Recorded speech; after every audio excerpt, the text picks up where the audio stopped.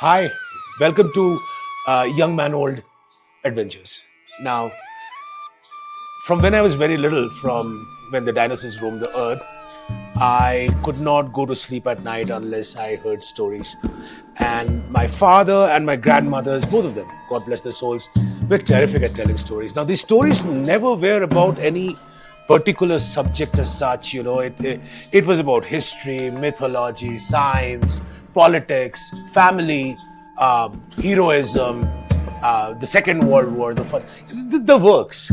But these stories got into my brain and created this entire habit of learning and reading stories and watching stories, which are now bursting in the seams.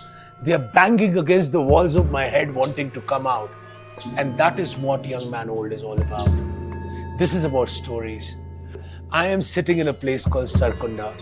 Sarkunda holds a lot of importance in Hindu mythology. So my first story is about Hindu mythology. It's not always going to be that way though. Sarkunda Devi, this temple is in the Himalayas. It's in Uttaranchal, it's in the foothills of the Himalayas, in a beautiful place filled with clouds and mystery and wonder. And here there is this beautiful temple. So what is this story all about? Why is this temple important in Indian mythology? So there was this great king of men called Daksha. Daksha was the son of Brahma, the creator of the universe, the creator of the world. Now Daksha came to earth and became a very, very big emperor. He had many children, loads of daughters, around 28, 29, maybe more. And all of these daughters were supremely beautiful. In fact, two of his daughters, Diti and Aditi, went on to sire the demons and the gods, as it were. But one of his daughters, his eldest and the most beautiful, was this lady called Sati. Sati was devotional from the day she was born. Now, Sati fell in love with the protector, the destroyer of the universe called Shiva. One of the original three devs, Brahma, Vishnu, Shiva. Now Shiva was the protector as well as the destroyer. For how would you create unless you're destroyed? But who would create? It was Sati. Sati fell in love with Shiva, and Shiva came to know of her passion for him, and they came together. When they did, it was love at first sight. And Shiva decided that he wanted to settle down with Sati. But Sati's father, Daksha, would have none of it. Now Daksha, remember, was an emperor, the greatest emperor the world had ever seen till then. And Daksha was sophisticated. He was a snob. He did not like Shiva. To him, Shiva was just a vagabond, just roaming around the streets and staying in cremation grounds and putting ash all over his body. He was dirty. He was not fit to be the son-in-law of an emperor, even though he was so powerful. And Daksha said, no way, you are not going to get married to Shiva. And Sati, his own daughter, said, you can say what you like. I care two hoots. I'm going to marry this man. And they got married. And they went away to Kailasha. And Shiva had never been more happy. They spent their days making love, creating, destroying, taking care of this world. On the whole, they were a happy couple. Daksha was not happy. Daksha, the emperor, was not happy. So he called for a great sacrifice, a yagna, in which he called all the kings of men and the kings of gods. Indra, Agni, you name it, Vayu, they were all invited. Brahma, Vishnu, they were all invited. There was only one person who was not invited. Shiva. Oh, I'm sorry. There were two people who were not invited. Shiva and his wife, Sati. Shiva was cool about it. But Sati was not. Sati told Shiva, he's my father. He's holding the greatest sacrifice ever known to man. So I must go. I must go there. I must encourage him. And Shiva said, you will be making a mistake. He doesn't want you there. If he wanted you, he would have called you. Sati would not listen to Shiva. We all know by now that Sati was fairly obstinate. So Sati went against the wishes of her better half, as it were, Shiva, and actually went to Daksha's kingdom. She thought she would be welcomed with open arms, and indeed she was. Her mother came out, her sisters came out, everybody welcomed her with open arms, other than one person, her own father, the emperor, Daksha. Daksha not just insulted her and asked her to get out, but started insulting Shiva indiscriminately. Sati could not take it. Her inner fires came out and she burned herself to death. The humiliation was a bit too much for her. Everybody was stunned, for Sati was dead. Shiva came to know of it. And when Shiva came to know of it, Shiva went quite mad. Shiva went quite mad. Shiva went around destroying everything in his path. He came to Daksha's kingdom, destroyed the kingdom, cut off Daksha's head.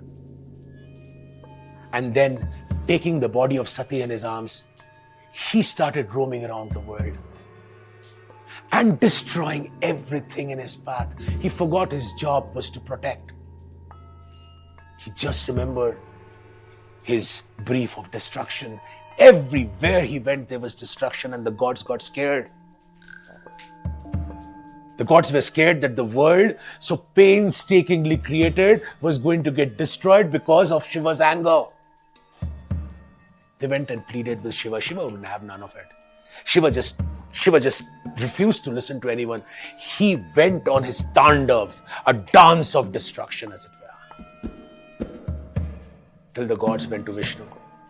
They requested Vishnu, great Lord, great preserver, you are meant to preserve the earth. For Brahma creates, right? Shiva protects and destroys, right? And Vishnu preserves the order. So, O Vishnu, O great Lord, you're allowing Shiva to destroy the world as we know it. How can you do that? And Vishnu said, well, let me try. And he went to Shiva and said, Shiva, stop this dance of destruction. Sati is no more. Any amount of destruction is not going to get Sati back. Shiva finally understood, but he refused to partake his duties.